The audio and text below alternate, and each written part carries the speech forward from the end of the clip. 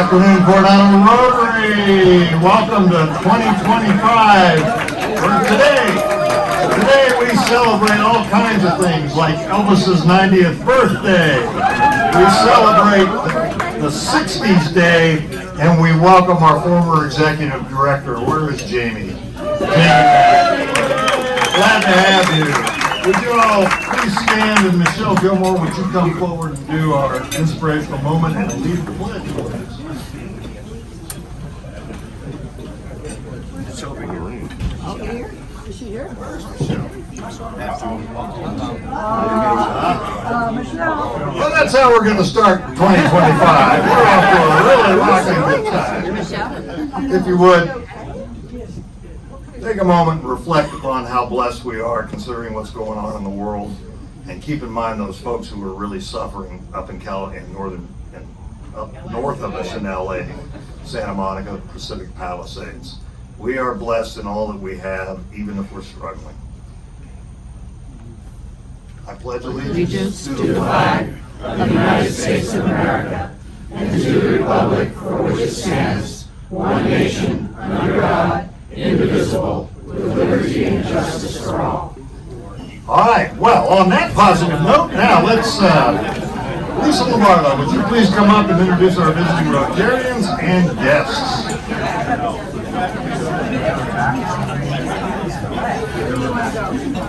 All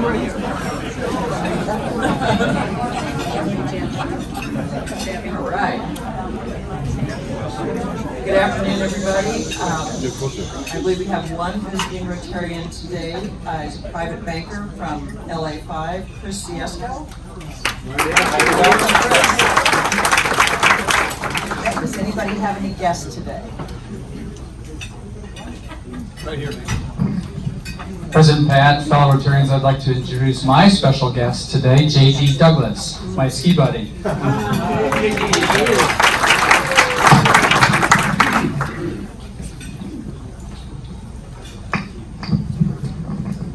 Thank you, President Pat and fellow Rotarians.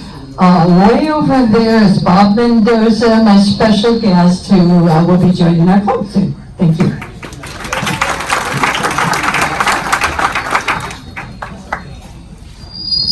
Don't get near the speaker, yes.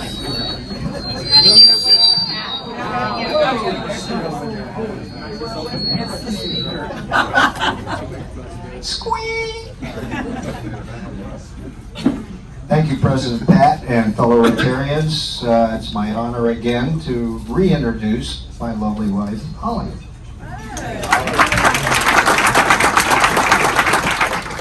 Anybody else? All right, can you all hear me in the back now? Is that working better? All right, thank you so much. Well, we have one more guest back in the back. 3 guests. Hold on here. My bad. Hold on. Nobody can hear you.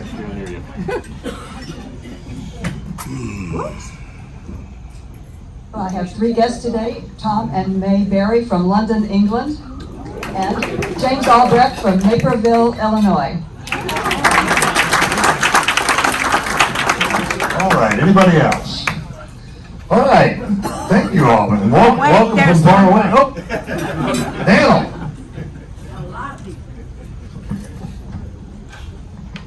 President Pat, fellow Rotarians, you'll see both these folks in a moment, but I have 2 guests today, Tony Teravainen and Veronica Worthington, both with STEP, the Support the Enlisted program. Again, you'll hear more about that shortly.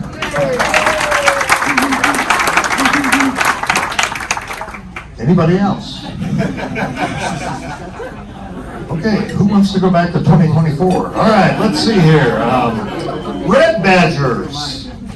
Red Badger's question of the day is, did you make it to midnight on New Year's Eve? Lydia and Alex, did you make it till midnight? Stand up and let everybody see it. Did you make it till midnight on New Year's Eve? They did. Congratulations. Shannon, did you make it? No, I did not make it. Melissa's not here, I don't believe. Julie Gallagher, did you make it till midnight? I think we all know I made it till midnight. Frances McCurdy. All right, let's see, Kathy McDonald, I know you're here. Did you make it till midnight? By accident, I just couldn't fall asleep. There's this thing called alcohol. Emily McGovern. I was just talking to Arthur over here. I made it to New Jersey time. Samantha. No, I was in bed by 7:30. And Carol Young. Carol? Did you make it till midnight? She did. Well, congratulations to those who didn't and who did, for all the reasons that apply. Let's see here. Daniel, could you and your guests come on up, please? We can make this presentation. John Duncan is here. John, would you come up too, please?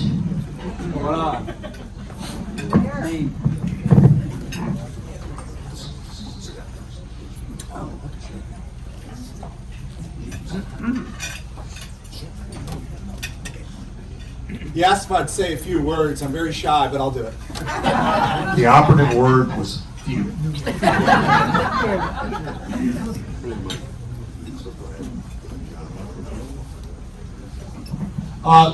Well, first of all, I just want to say thanks to all the Rotarians, but what we're doing here today is we're presenting the large check to support the Enlisted project, which, as most of you know, is a beneficiary of the Low Tide Ride and Stride, which you all worked so hard on. They're a wonderful organization that, again, and they can describe it better than I can, but the way I describe it to people is they help service members, enlisted personnel, when they have usually a temporary issue in their life that could potentially disrupt their entire life, whether that's a car accident or an eviction or a loss of a job when a husband or wife is deployed, and they help them get through that and do financial counseling. And I think they're a wonderful organization. I'm really proud to have them as part of the Low Tide Ride and Stride, and thank you for supporting them, and congratulations.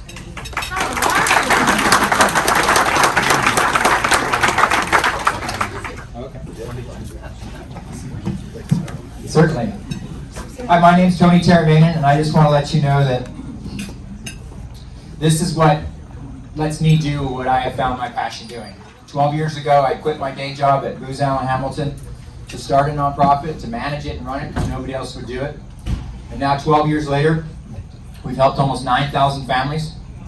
We're expanding across the country very slowly and responsibly, but we have offices in Washington State. I just received my first money from Hawaii to be able to go out there, and I've worked with the military leadership out there, and they're ready for us to come out there and help in Hawaii.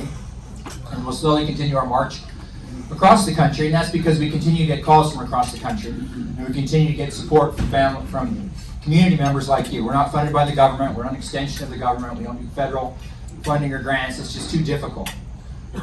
Because we need to be responsive, and we need to be ready when these families have their issues. And as John described, when a family gets into crisis, they call us. And we help them through that crisis. But our main job is not just to help them through today's crisis. Our job is to make this their last crisis. And over those 9,000 families, 90% of them, a year after our program, have their financial world completely on track, and they're chasing their financial goals for the rest of their lives. They don't need any more help. So thank you for helping me do that. I really appreciate it.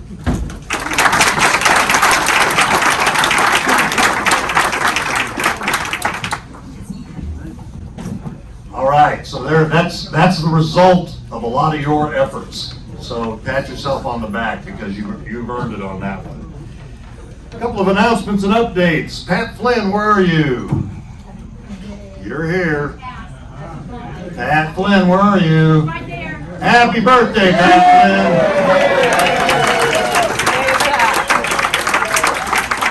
You know, Elvis was going to be here because it's his birthday too. But it's also Dave Anderson and Marianne Haskell's birthday. They're not with us, or we'd have wished it to them also. On a sad note, Chuck Howe's memorial service, many of you know Chuck, he passed recently, is the 11th. It's at 11 o'clock at the Episcopal Church. They're not asking for flowers, but if you want to make a donation to Safe Harbor, that's more than welcome. 11 o'clock on the 11th at the Episcopal Church. Some things that went on. We had the beach cleanup last month. We had the food bank last month. And boy, did we have a toy collection at our Christmas party. Did you all see that? Was that an amazing toy collection? What I had is Terry here. There she is. Terry, could you and Julie come up? I know Steph's not here. No. Stephanie Anderson. So, we had a great Christmas party. It was unique, it was fun-filled, it was multifaceted, and it was a result of these two ladies who didn't know they were going to get called up here for this. But you know, great work deserves a little accolade. So I am really honored to present these two special stars to you because you guys are stars of Rotary for the effort that you made. Thank you so much for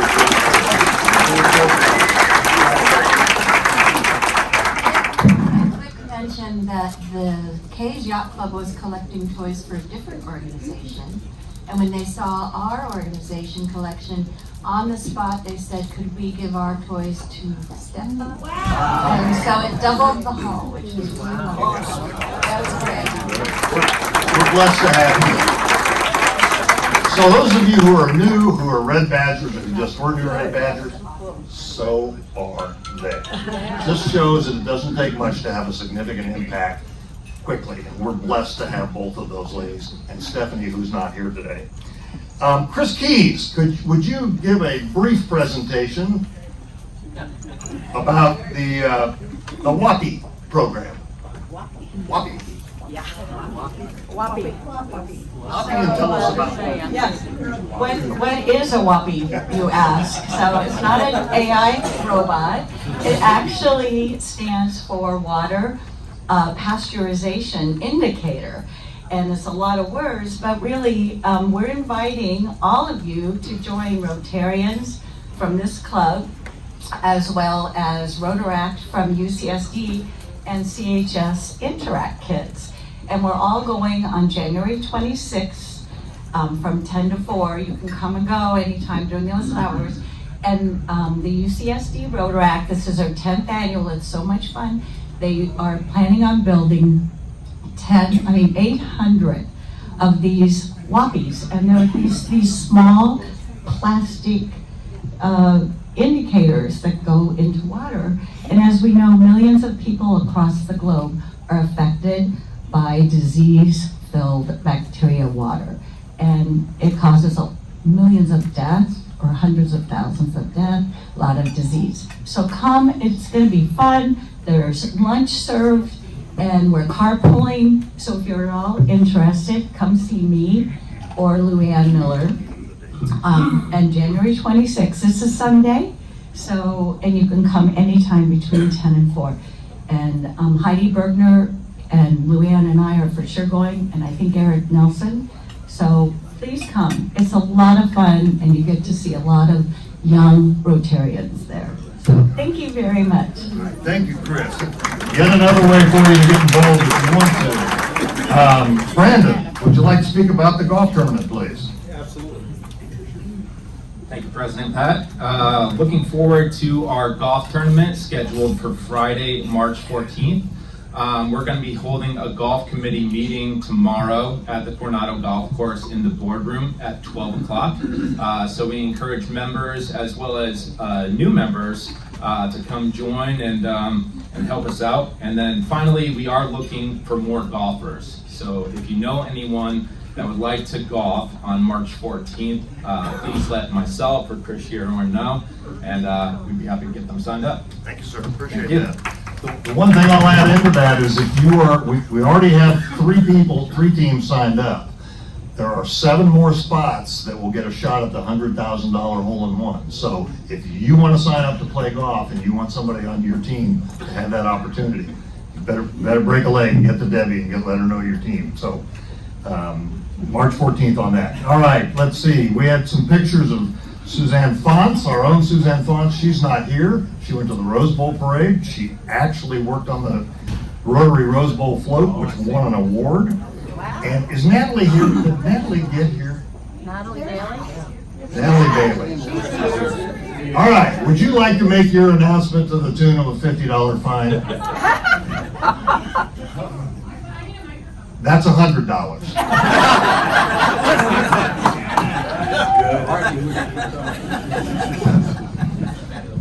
Hi everyone. Whoa. I have a very controversial announcement. It's controversial because it is not about Rotary, and it's also controversial because it's about the pancake breakfast, which we are not bringing back as Rotary, but the Village Elementary wants to bring it back, and they asked me if Rotary would participate and help them plan it, and we said no. But we will get volunteers. So I have a volunteer sign-up sheet. It's January 25th. If you're like me and remember going to pancake breakfast as a kid and seeing Paul Plum doing his fire tricks, it's just like very nostalgic. Yes? The Village Elementary, the Parent and Teacher Association, PTA. It's going to be fun. It's a great opportunity for us to show off that we like helping the community, and some people will probably still think we're in charge of it, which is a win-win for us.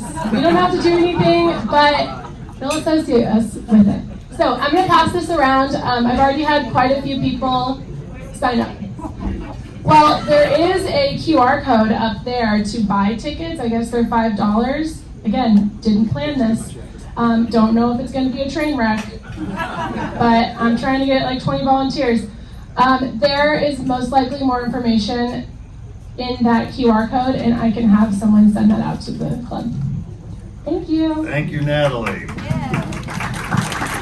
We also had one other big project last month. We're jumping around here a little bit based upon who's here, but we had one other project, and Bob Syverson, would you like to speak to that project, sir? Oh, yes. God, you'd think I was from USC. Thank you, President Pat. And I really want to thank everyone who's here today, because I knew you knew I was speaking, and I really appreciate y'all showing up. First of all, first slide, this is what we did. 330 gifts, 29 Rotarians, 21 non-Rotarians, all met at the fire department on Christmas Eve, and delighted over 330 individuals with gifts. I will also note that the two Red Badgers up here were on that committee too, the rest of you Red Badgers, and they were a special part of it. Next slide. That's a picture. There we are. Santa's inside. Those are all the Santas. Everything went well. I want to give special recognition to Tim Hodges, who's been on that committee and co-chaired it for 15 years. I know a lot of people who have been Santas, everything. Dave Lowenberg celebrated his 15th year as a Santa.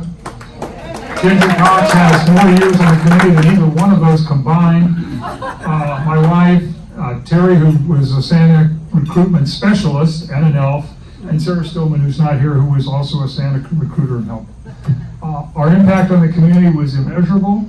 Next slide. This is just so you can all see your names. It's not your birthday, but if you're up there, you were there, and most of those people brought someone else with them, which, you know, when we say the Santa committee, it's not just all you, the spouses and the grandkids and daughters and such. And we always like to measure our impact, but we know we had a great impact on the kids. But next slide. We have our own Rotary Santa, Doretta Ragland. I was able to give Debbie a $5,000 check from her. She's my neighbor, and she loved the Rotary Santa program so much she gave $5,000 last year. I went over and told her, hey, we got these new suits, we're going to come by and we're going to say hi and thank you. We brought her an orchid, and she said, well, that's probably worth $5,000. She wrote a check right on the spot. And we got $70 that David Lowenberg, people just give Santa, they give him money. And I know they didn't give any to the rest of you because I didn't get it. I got money, but I forgot to bring it. It's by my. Oh yeah, see now. Four-way test. I know a few others that could see me afterwards where you forgot. And giving my forecast, since that's what we're doing now for next year, the Santa program will be occurring on December 24th. And it's not too early to sign up. I appreciate all of you that did. And I was going to have everyone stand up that was part of the program this year and throughout the year, but then there'd only be 8 of you sitting down, and I thought that would be unfair. So, thank you very much, Pat.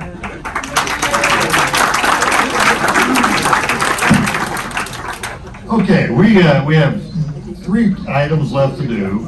The first is the most important, and that is, Julie, could you and Megan and Tom, would you come up and would you do this very special thing called an induction into our club?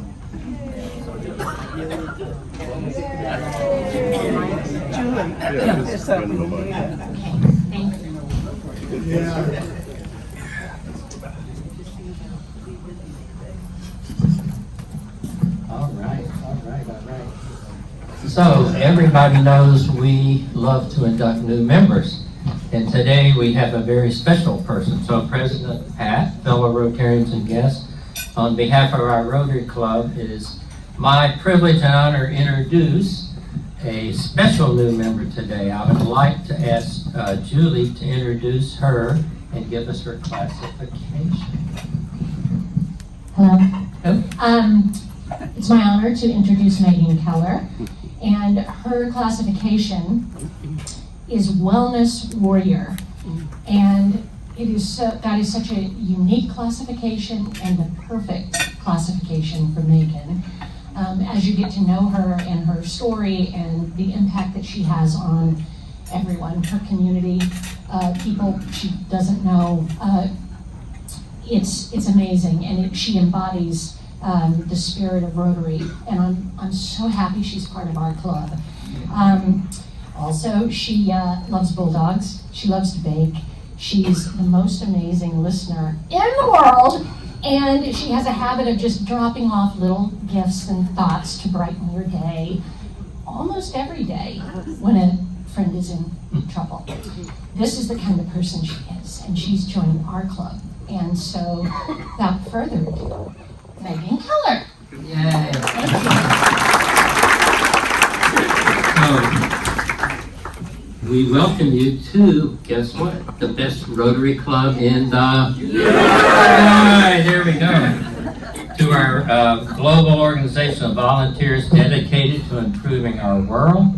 Our club thanks you for your willingness to share the values of service and fellowship. You will be provided with many opportunities through the Rotary Club in our district to enhance and expand your professional and personal skills. These opportunities can be of great value. We encourage you to learn all you can about Rotary and to strengthen your own leadership and communication skills by actively participating in the activities of our club, including attending meetings, social events tomorrow, and service projects. So I have just one question, and that is, what was your primary motivation to join Rotary? Oh, thank you. Thank you, Julie, and thank you, Tom.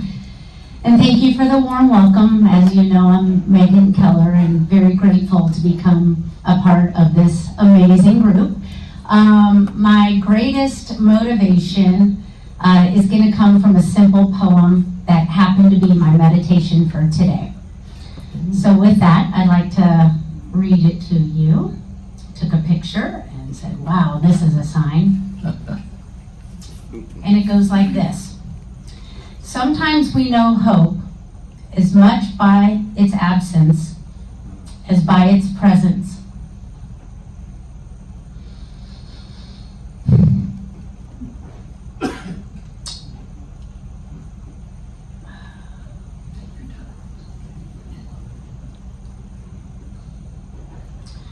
When we're depressed, hope seems almost unknowable, a total illusion.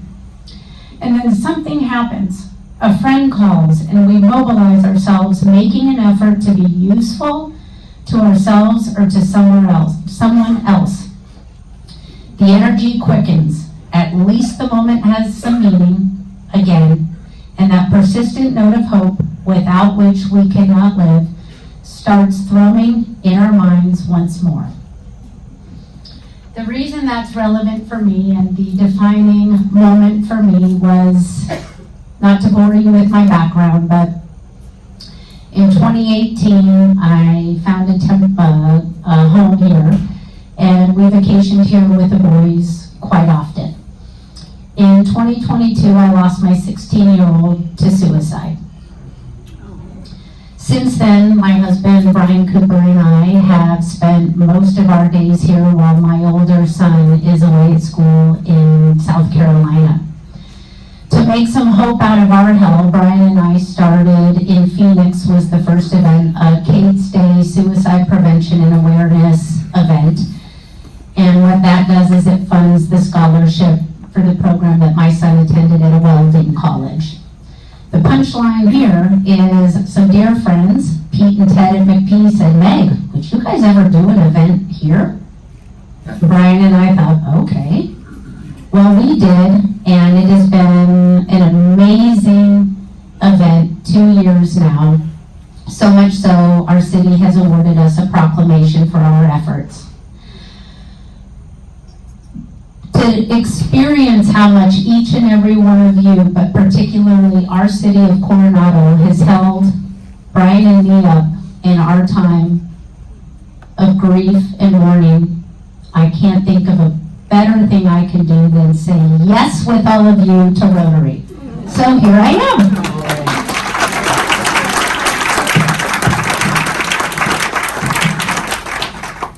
That's incredible. And when I met Megan and heard her story, I'm going to tear up for you guys too. It's incredible what she has done and overcome. So I'm so proud of you for what you've done, and I thank you for sharing, because everyone here should know this story and what you're doing to help suicide. She jumped right in with both feet. So now, Julie, would you please present her with her Rotary pen? I would love to. All right. It looks good. All right. So everybody stand and welcome our newest Rotarian.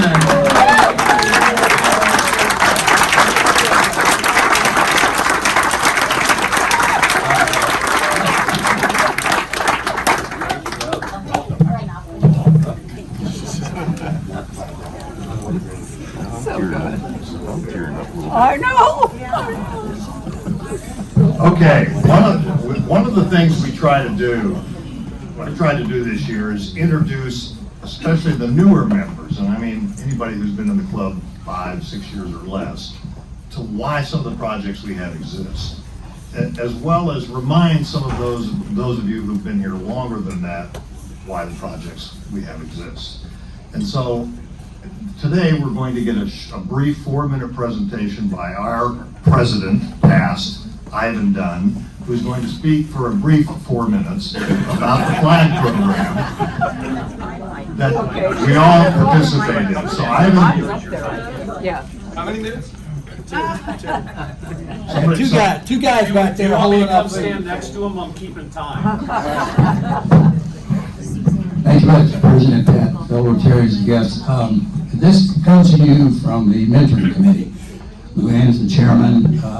As he said, the focus is on helping some of the new folks know the background of some of these projects. We all know like flags on the avenue. But, this one gives you some insights into people who started it, how some of the things got done, and a wonderful program of cooperating with the city. Next slide. He's the guy that started it. You heard his name before. This man, when you think Rotarians at Work Day, when you think, things like Limbs of Freedom and all that, this is the guy that made it all happen. Next slide.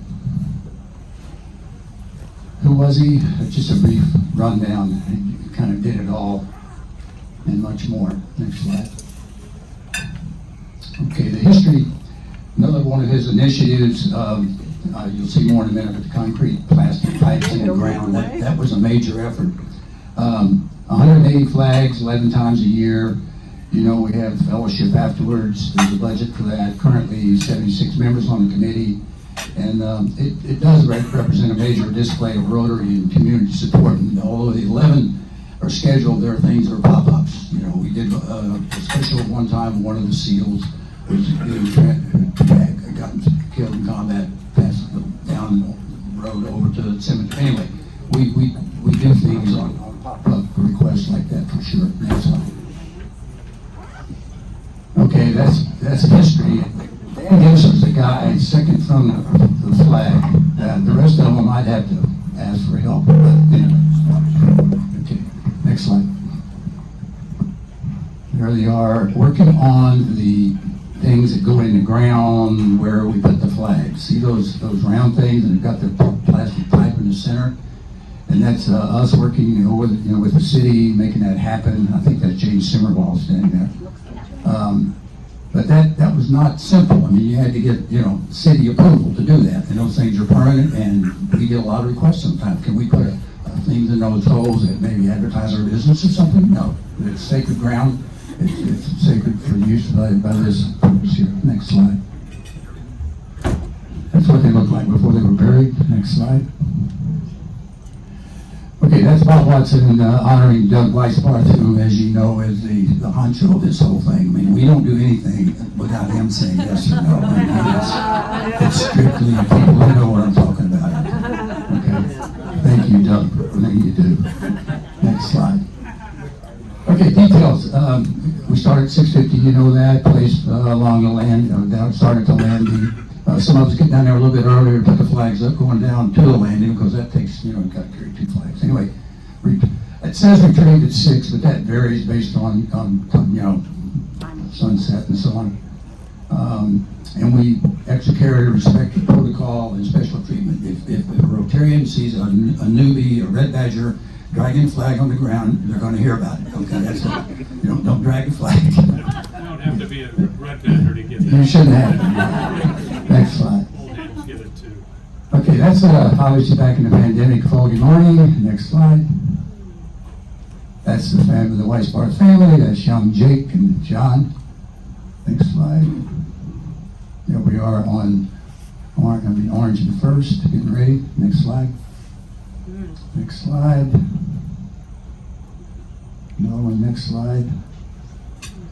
Okay, the key to the success of this thing is really working with the city. I mean, the city allows us to put that trailer in the basement of the police station, for example.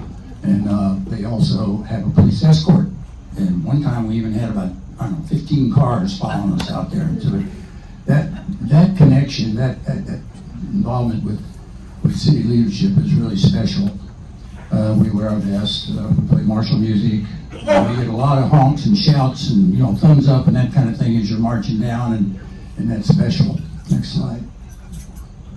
Okay, also trash pickup. How much time have I got here? Zero. No, okay. Real quick. I'm not done. Thank you, Ivan. So, if you're interested in that, see Ivan or see Doug. Doug is a honcho on that. I appreciate that. We just have a lot to do today. While our panel's coming up and having a seat, you have to remember that today is National Celebrate the 60s Day. And many of you were in the 60s. Some of you even remember the 60s. But I know one guy who was in college for all of the 1960s, and that's Rob Taylor. And so what's more appropriate than a lunch pail from Woodstock for 3 days of peace, love, and music. So Rob, come on up here and have this memento to celebrate the 60s.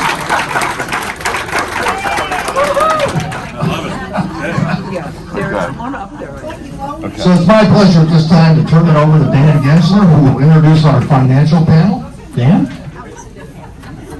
Thanks, President Pat. All right. Happy New Year, everybody. Welcome. Excited about our panel today. So we've got a couple of new faces up here. I want to begin by introducing Chris Schierhorn, who's immediately to my right. And Chris is at UBS and just had a baby, so he's taking a collection for college planning.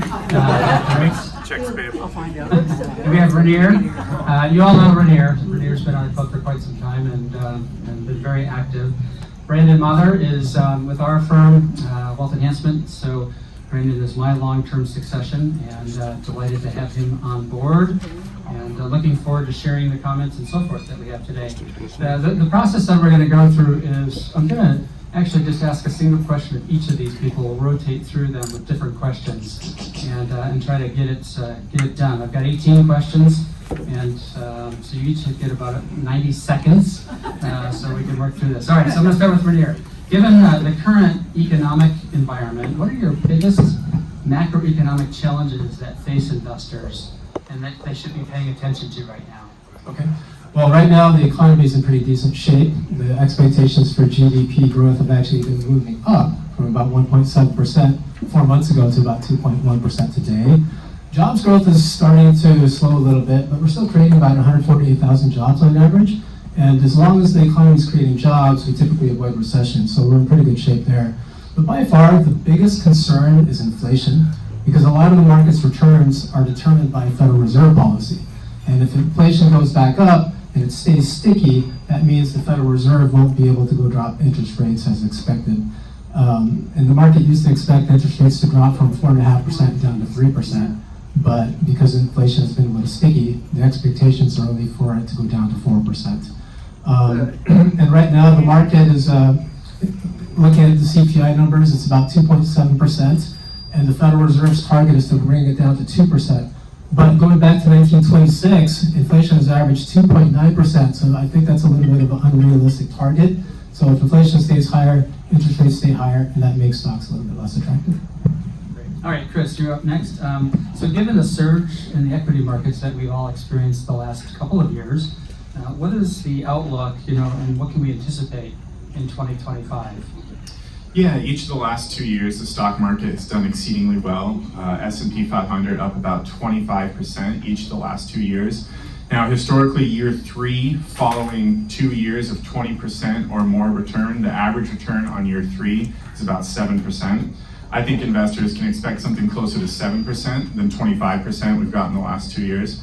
Now, do you need to make any changes? I don't think so. I think it's best, if you haven't, to assess your financial position, identify your goals, your objectives, and come up with an allocation that works for you, and more or less stick with it. Maybe make minor tweaks as the years go by, but stick with it. At the beginning of 2024, nobody projected that the stock market would be up 24%. We're all pleasantly surprised. I think we're very lucky to live in this country made up of great companies, and if you stay invested over the long term in these great companies, I think you'll be rewarded nicely. Thanks. Brandon, all right, any sectors that you favor or are staying away from? Yeah, definitely. When we look at 2025, we want to look at sectors that can benefit perhaps from a declining interest rate environment, as well as will continue that upwards momentum that we've seen from 2023 and 2024. So first, I would look at technology to continue that trend. I think there's going to be huge growth in artificial intelligence, cloud computing, as well as cybersecurity. I would also take a look at companies involved in software and semiconductors as well. But always note that technology is also going to be one of the most volatile sectors, as we saw yesterday in the market in the first 4 days of trading. So although it has an upwards trajectory, I would be, able to stomach some volatility in the short term. I'd also look at healthcare as a sector that could benefit in 2025. With an aging population as well as people living longer, there's going to be a lot of demand for healthcare, especially in biotechnology and pharmaceuticals, which could drive healthcare up. Financials could also benefit with the steepening yield curve, which basically means that shorter-term interest rates drop while longer-term interest rates stay longer and could bolster financials. Some sectors I'd be cautious of in the next year, not saying they'll be negative, but maybe cautious of consumer discretionary, which is basically luxury items or travel.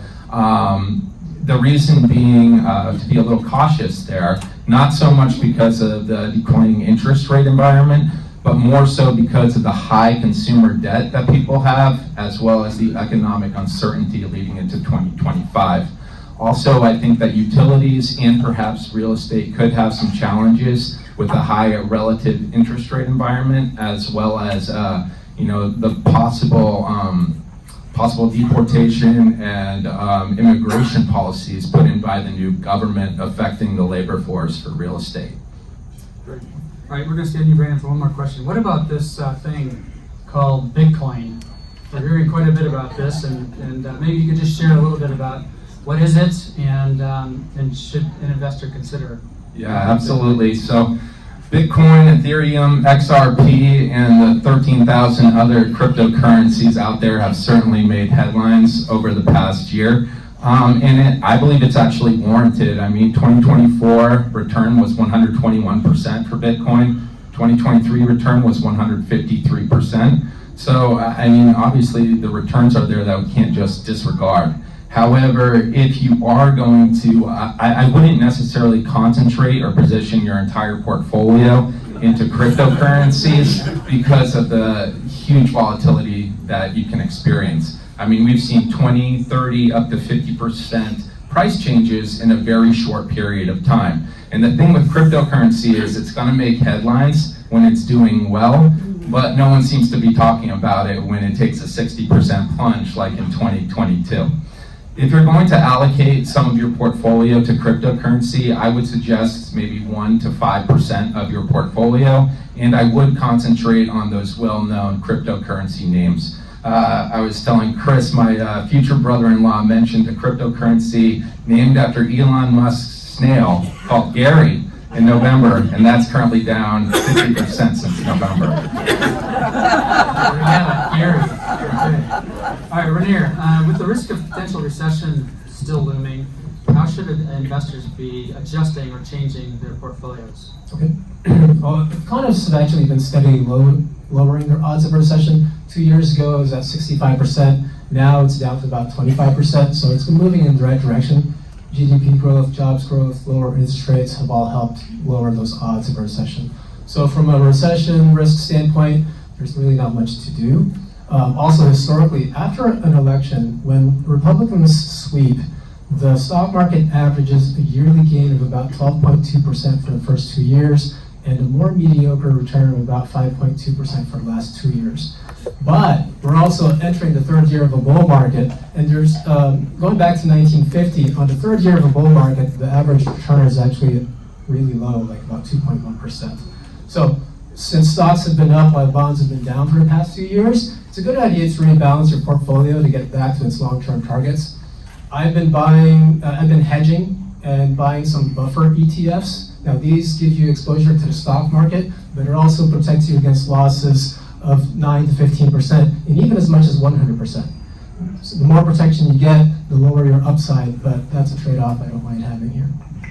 Great. Thanks, Rainier. All right, Chris, can you speak to the Magnificent Seven? What is this? You know, what impact have they had on the markets overall? Just speak a little bit to this subject, please. Yeah, the Magnificent Seven are the 7 biggest companies in the stock market. You've all probably heard their names, or you've probably heard all their names, to see if I can get them all.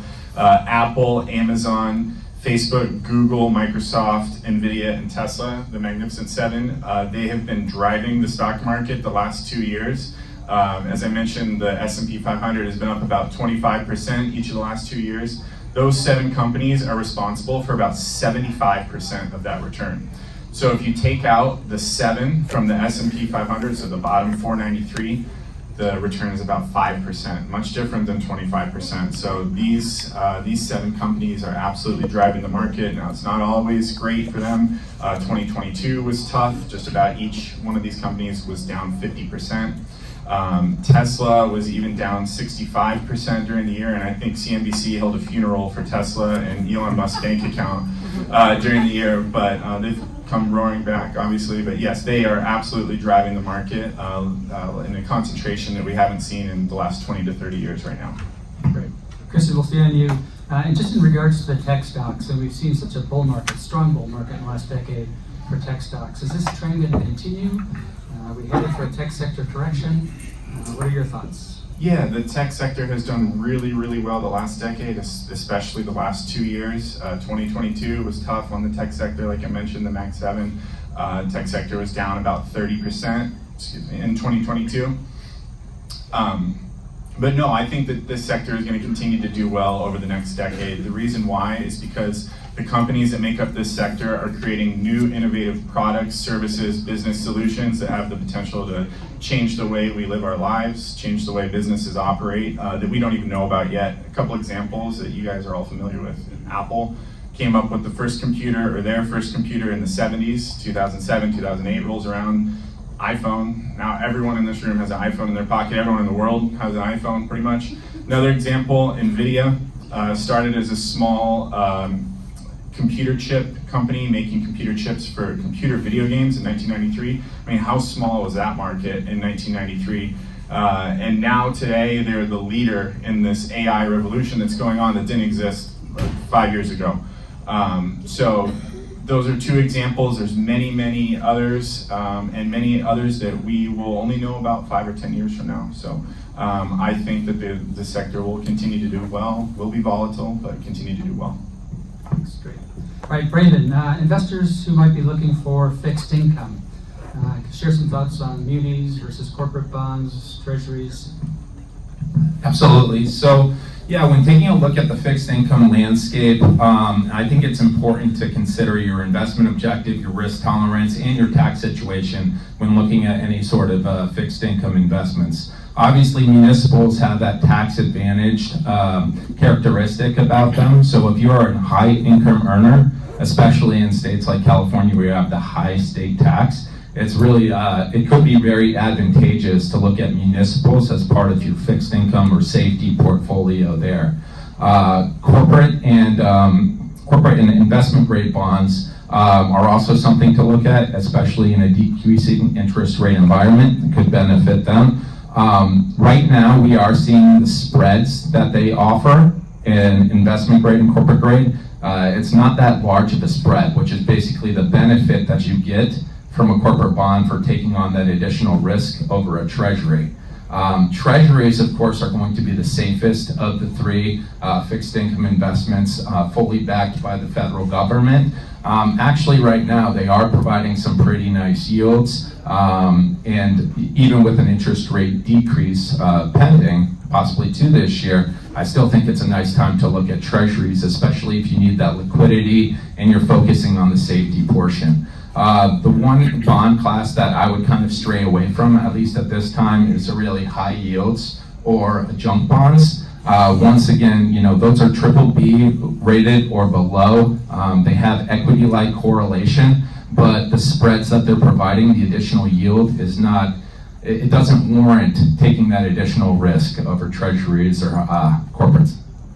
Great, thanks, Brandon. All right, Rainier, with the new administration coming into office in just less than 2 weeks, what kind of economic policy shifts might we see, and what effect might this have on the markets? Well, the biggest by far is tariffs. They're projecting 25% on Mexico and Canada and an extra 10% on China to bring it up to about 60% for them. We're averaging about 3% currently, and implementing that would bring us back to levels not seen since 1930, which was the 20% level. As you look at the history, that accelerated the Great Depression. Now, tariffs make everything more expensive. You know, and higher prices lead to more inflation, and more inflation leads to higher interest rates, and higher interest rates lead to lower stock prices. So some studies suggest that tariffs could knock tech stocks down by about 6 to 9%, and maybe the overall market by about 4 to 5%. And it's also expected to reduce GDP by about 2%. So hopefully it's just a negotiation tactic and real numbers won't be as bad, but in any case, I'm not looking forward to the week of January 20. All right, thanks. Chris, so in terms of the Federal Reserve and short-term rates that we've seen adjusted starting in September, we're down 3 moves at the last part of 24, a 1% reduction in rates from 5.25 to 4.25. What do you see the Fed doing as we go into 25 now, and how does this in fact affect investors? Yeah, the biggest thing that it means for investors, I think, is you're going to be earning less on your safe assets. I'm talking about money market funds, short-term CDs, short-term treasury bills. A lot of people put a lot of money in those investments the last few years because they had a great return, 5.5%, basically risk-free, a great place to put your money. Now people are going to have to look elsewhere to get that 5.5%. What to expect from the Fed in 2025.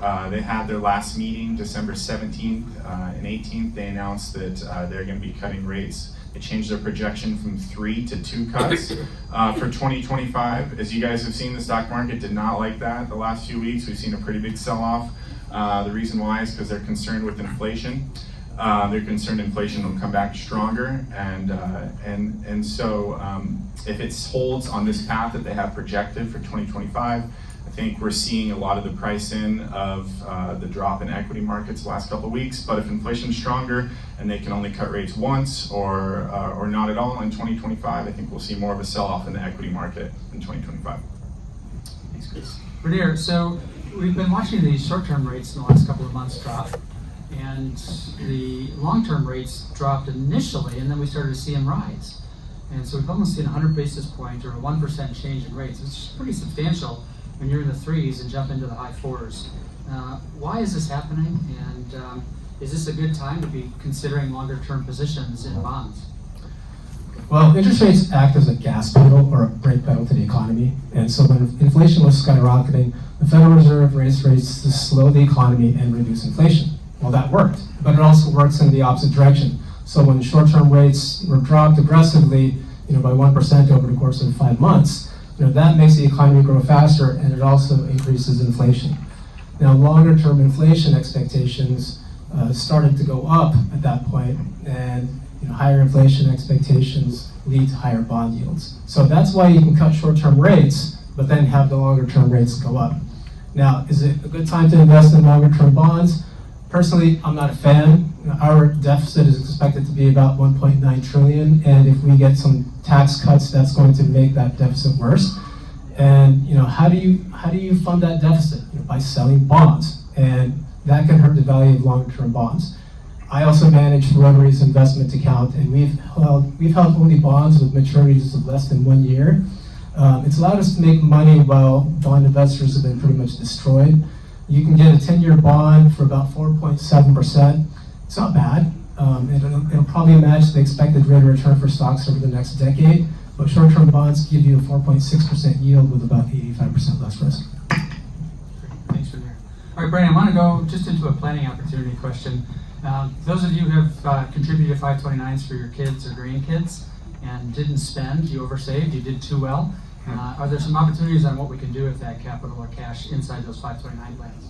Yeah, so starting in 2024, just last year, the IRS gave the option to roll over any unused 529 funds that weren't used for a child or grandchild's education over to a Roth IRA for that child or grandchild, which is, to me, a huge advantage because, for me, a Roth IRA is probably the best account, most tax-advantaged account that you could possibly have. Now, the IRS, of course, does have stipulations on doing this. The 529 account has to be held for at least 15 years. You're not able to roll over any contributions and the earnings made over in the past 5 years to that Roth IRA. They do set a maximum lifetime rollover amount of $35,000 from the 529 to the Roth IRA, and the rollover amounts each year are capped at the Roth IRA contribution limits, which are $7,000 for those under age 50, $8,000 for those over age 50. One of the nice things about this rollover aspect, though, is it isn't constrained to the same income limitations that a Roth IRA is. So you could be making whatever income, and you can use this strategy to move the assets over, just as long as the beneficiary of the 529 plan matches the name on the Roth IRA. So to me, I think it's a great advantage that children or grandchildren that have leftover 529 funds should take advantage of. All right, back in 17, we had some tax cuts. So Chris, I'd like to just have you talk a little bit about, right now, the 17 tax cuts are planned to sunset at the end of this year back to where they were in 2017. Chris, if you could just share a few thoughts on where we're headed here and a little speculation perhaps. Yeah, so the tax cuts did two main things. Cut the corporate tax rate from 35% to 21%. It also cut taxes across the board for just about every individual in our country. The one group of people that it did not cut taxes for is high earners in states with high state income tax. So I don't know if anybody in this room knows anyone that falls in that bucket, but maybe they're paying more in taxes than they were in 2016. But no, the Trump team has said that they want to make permanent this tax cut that they put place in 2017, or at least extend it. So we'll see what if they can do either of those. I've seen that they don't want to make any real major changes to what they already passed, so I would expect it to at least get extended, if not made permanent. And people's tax situation likely won't change much as it gets extended. Great, thanks. All right, Rainier, national debt. We're now at 36 trillion, and GDP is 29 trillion. Where are we headed from here? This is the second time in history this has happened, back at the end of World War II and presently. So what does it mean for investors, and how concerned should we be? In the short term, not too much. The Wharton School actually did a study on this, and they projected that the U.S. debt can go up to as high as 175% to 200% of GDP before things start to fall apart. So under the current trajectory, we're expected to get there in about 20 years or so. So should we be concerned? Yes, in the long term, but not over the short term. The markets will show concern by causing interest rates to spike, and you'll see the ratings agencies start to drop the credit rating in the United States. It used to be AAA, now it's AA+. And once it falls to single A and then triple B, that's when things will get really bad. So for now, we're years away from that. Great, thanks. All right, international markets, Brandon. Let's talk a little bit about that. The last decade, well, more than a decade, has been not so kind to international markets and very kind to our domestic markets. Can you speak to international? Should investors hold international positions at all? Yes, they should. I think when taking a look over the past 10 years and really 13 years, international markets shown by the MSCI ACWI have an average annualized return of 5%. And that's comparison to the Russell 2000 of 11% and the S&P 500 north of 13%. So clearly in the past 10 years, it has not been beneficial, to have a lot of your assets in international or emerging markets. But moving forward, I think international emerging markets definitely should make up a portion of your portfolio. One reason for that is the valuations are very low over in international and emerging markets. So if those countries do rebound, then you're going to see a lot more growth in the international side than perhaps domestic. Two being diversification. I always, caution clients, don't put all your eggs in one basket. And by betting 100% on domestic or U.S. stocks, you're simply doing that. So I would think around a 20 to 30% exposure to international and emerging markets is the proper allocation in your portfolio. The last reason would be that I really think that emerging markets might have a terrific 2025. There's a lot going on in emerging markets, and they should have a rebound this year. Great, thanks. All right, let's shift gears to the estate planning side of things. And in terms of where we are currently with what you're allowed to die with and not pay any estate taxes, can you maybe just speak a little bit to where we're at and maybe where that might be going? Absolutely. So currently, the estate tax exemption, is set at $13.6 million per individual, or $27.2 million per married couple. And what that basically means is that if you pass away with more than those amounts, then that additional amount is going to be taxed by the federal government at a 40% rate. Right now, those are pretty high estate tax exemptions that were put into play with the 2017 Tax Cut and Jobs Act. That 2017 Tax Cut and Jobs Act, as Chris mentioned, is set to sunset at the end of 2025 on December 31st, back to the original levels, which were about $7 million per individual or $14 million per married couple. So we'll get a little bit more better sense of where this is going probably in the next couple months.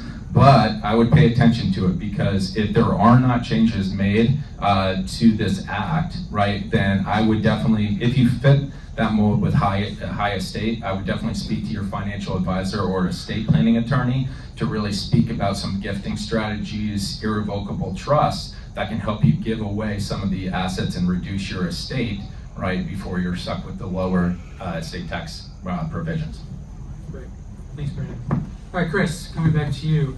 On the corporate tax front, there's been a lot of talk about the possibilities of reducing corporate taxes even further. How will this affect the markets if that were to come to play? Yeah, as I mentioned earlier, the corporate tax rate was cut from 35 to 21% with the 2017 Act. The Trump team has said that they want to reduce it even further. I don't know if that's going to be 18%. I've seen 18 floated, 15 floated. We'll see what they can actually accomplish. If it does happen, I think the market will view it as positive. It's more money for companies to invest in their company, grow their business, or more earnings for shareholders. So if it does happen, I think it's a positive for the market. Great, thanks. All right, Rainier, coming back on the overall market, fundamentals. How important are fundamentals compared to some of the macro factors that exist when looking at and evaluating stocks? Well, they're all important, they're all tied together, but I would say monetary policy has been the most important factor. It's had the most effect on stocks over the past 25 years in my career. You can have bad earnings and a recession, but stock prices can go up, like they did in 2020 because the Federal Reserve was flooding the economy with so much money. So in terms of predicting what stocks will do, an interesting study showed that what really mattered was none of those things. The strongest predictor was actually how much people's wealth was tied to stocks. And I actually left some charts there on the table. You guys can take a look at it. If you take a look at that, there's a very tight regression line, and it shows the correlation is about 90%. And the more people own stocks, the lower its future returns. The less people own stocks, the higher its future returns. So if you take a look at the equity ownership of stocks right now, it's currently at 48%. This matches the all-time high back in like 1999, 2000, which was the peak of the 2000 dot-com bubble. And if we take a look at that regression line, it's expecting that over the next 10 years, the average rate of return for stocks could be as low as 1% per year. So that's a little bit problematic. It also has the highest correlation among all predictive stock market methods. So it's something to keep in the back of your mind. Percentages can go even higher. The timing is always a little tricky, but it's something to watch out for when mean reversion eventually happens. Great, thanks. Okay, so just a little summary. Of course, we're a little bit of inflation still being a concern. Tech stocks are likely to continue is a bit of the consensus, I think, on what I'm hearing. Munis and treasuries offer some opportunity.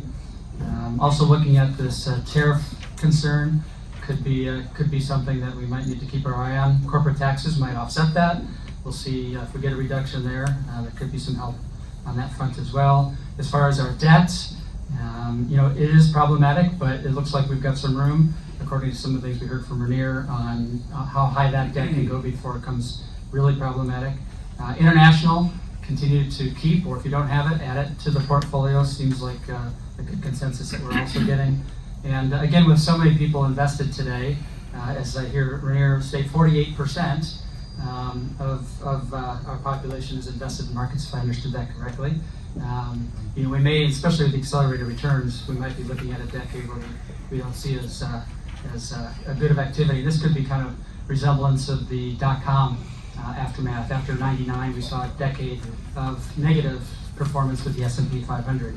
So the last question I'm going to finish with, and hand this back to Pat, is one that we're going to hold your feet to the fire on. And where's the market going to end the year? So if you can give us some idea of what percentage return we can expect for 2025 in market return.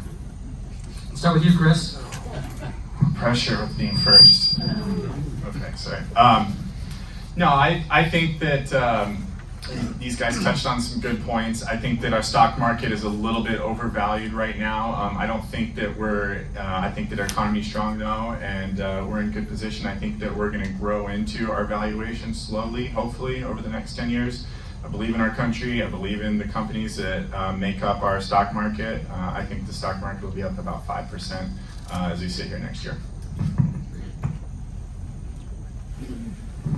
So for me, the way I'm looking at it is if historically markets go up about 12% on average for the first 2 years of a Republican administration, but on the third year of a bull market, stocks only go up about 2%.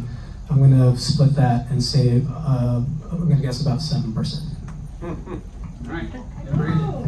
I'm going to be the optimist in this group. Last January, I think a lot of economists were predicting around a 9 or 10% return in our markets, and obviously we had a 23% to 25% return in the S&P. I still think we have some room to grow. I think that there's a lot of cash on the sideline that's going to be implemented into bonds and stocks, especially as interest rates decrease. I'm predicting a 13% growth rate in 2020. I hope Brandon's right.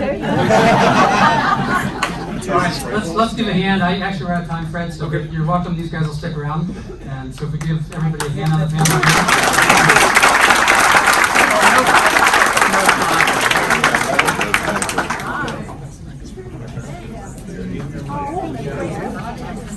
As always, we're blessed to have such talent in our club. Thanks to all you gentlemen.